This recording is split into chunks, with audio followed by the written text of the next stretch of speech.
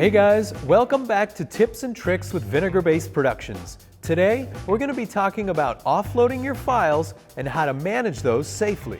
Now, with everything being digital these days and all of our precious media being stored on little tiny memory chips, we have to take every precaution to back up our media and protect it on set.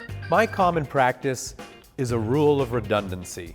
So if I'm on location, away from the office, in a hotel room, I won't even take the cameras to dinner.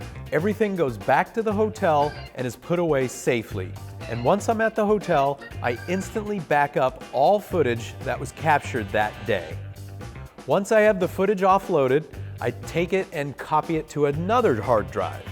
Then I take one of those hard drives and I give it to a colleague on location, so now they're in two separate locations. And the reason for this is in case there's any sort of theft or worst case scenario, a fire in the hotel room, these hard drives are now in two separate locations to help with safety.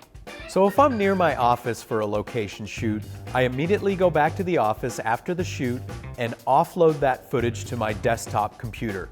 Now I have hard drives there that are programmed to back up instantly, and then I'll put it on a third hard drive that I take home for additional safety.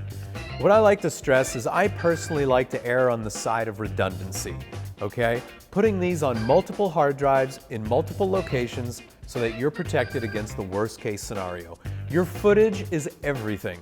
You can replace cameras and monitors and lights, but the last thing that you cannot replace is your footage. This is everything to you, so keep it safe.